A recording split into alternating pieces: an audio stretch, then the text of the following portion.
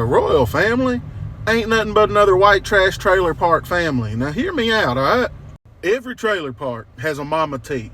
And Mama T don't do shit except sit around and smoke Misty Menthol 120s and watch The Price is Right all day. But for some reason, everybody always comes to Mama T with their problems, even though she ain't gonna do a damn thing about it. Then you got Mama T's favorite grandbabies, Colton and Connor.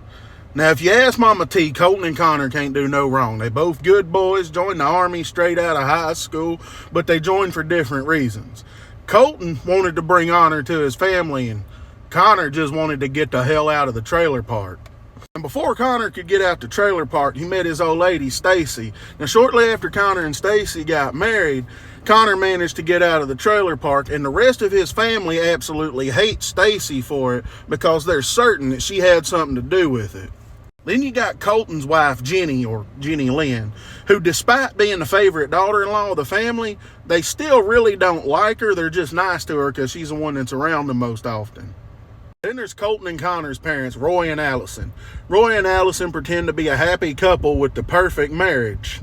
But everybody knows that Roy is actually screwing around on Allison with Linda, what lives 2 trailers down.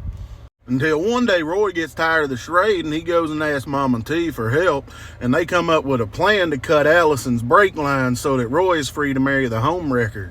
We can't forget Uncle Andy now. Every white trash trailer park family has that weird, creepy uncle that makes everybody just a little bit uncomfortable, but nobody quite understands why until one day he's accused of some shady shit. Now let me tell y'all about Roy and Andy's sister, Shirley. Now, from a young age, Shirley was a horse girl. There wasn't nothing in the world that she loved more than her horses. And she didn't just like horseback riding, she was good at it too. She is a state champion barrel racer and competed in barrel racing tournaments all around the country. In fact, she loved horses so damn much that it wasn't a surprise to nobody when she met her first husband, Scooter, at a barrel racing competition. Now, it wasn't long after Shirley and Scooter got married that they started having marital problems. They never went out anywhere together or did anything together. In fact, they tried to avoid each other completely, if at all possible. At the end of their marriage, they were both having affairs with other people and ultimately just decided to go ahead and get a divorce. Now, after Shirley and Scooter got a divorce, she went public with her relationship with Jimbo. Now, Shirley was just absolutely smitten with Jimbo. She was over the moon and couldn't wait to get married. Until one day she came home and she caught Jimbo in bed with, yeah, you guessed it. Yeah, that homewrecker Linda, what lives 2 trailers down from Roy and Allison, and what lives 5 trailers down from Jimbo and Shirley. Now, Shirley's a proud woman, so she left that no-good rat bastard Jimbo and threw him out on the street like the butt of a Misty Menthol 120.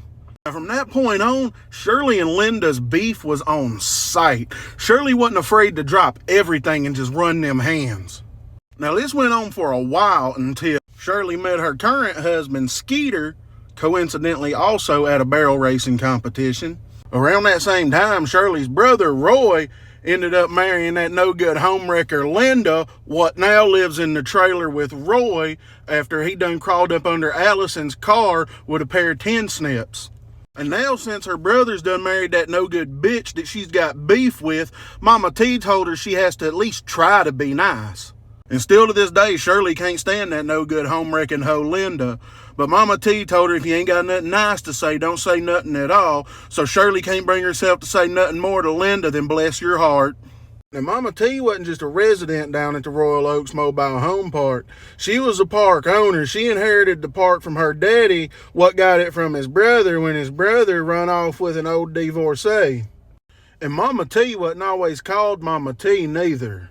Back in her younger days, Mama T was known around the trailer park by the name of Tootie. Now, Tootie wasn't the only child. She had a younger sister, Margaret.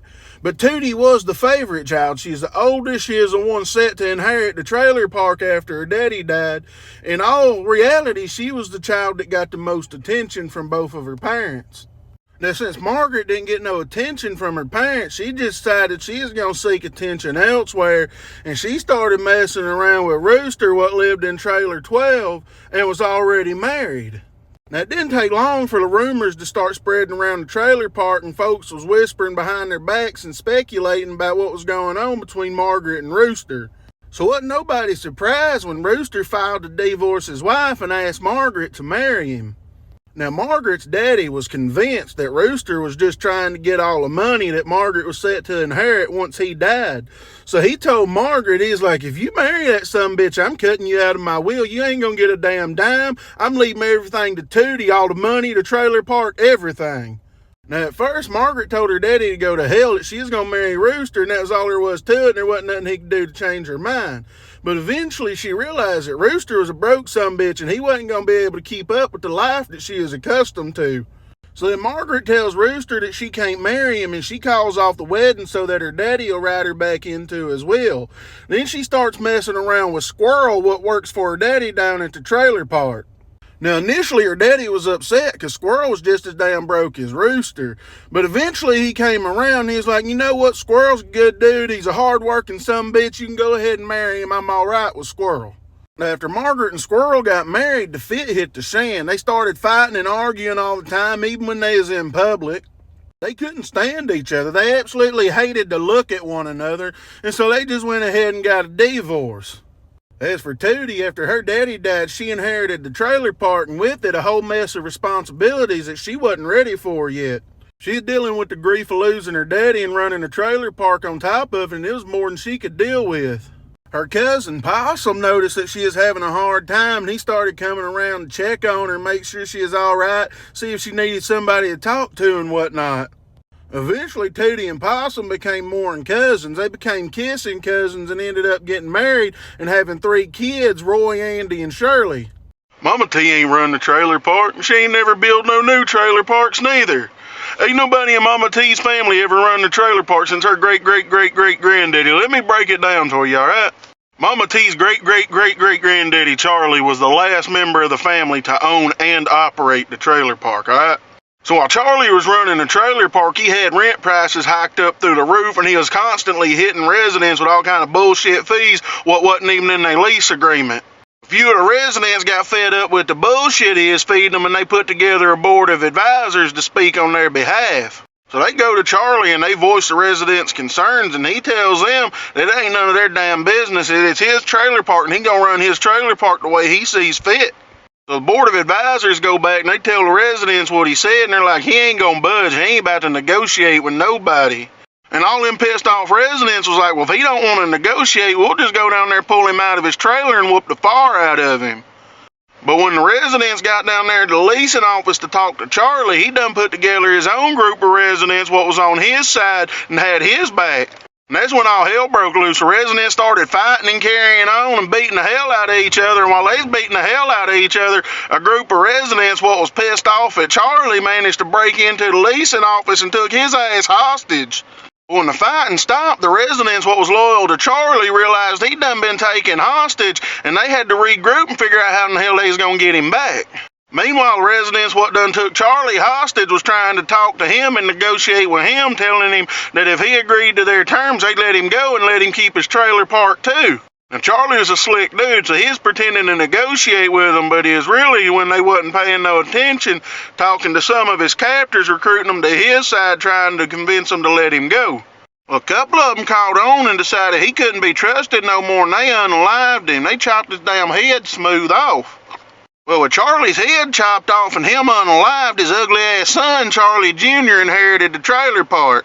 Now, Charlie Jr.'s policies was just as bad as his daddy's, so the residents wasn't done fighting trying to get the family the hell out of there. There wasn't as many residents loyal to Charlie Jr. as they was loyal to his daddy, and with less people to have his back, it took even less time for them pissed-off residents to take his ass hostage. And when they took him hostage and he knew they'd done unalived his daddy, he went straight into negotiations to save his own ass. He agreed to sign over control of the trailer park to the board of advisors as long as they agreed to allow his family to retain ownership of the trailer park.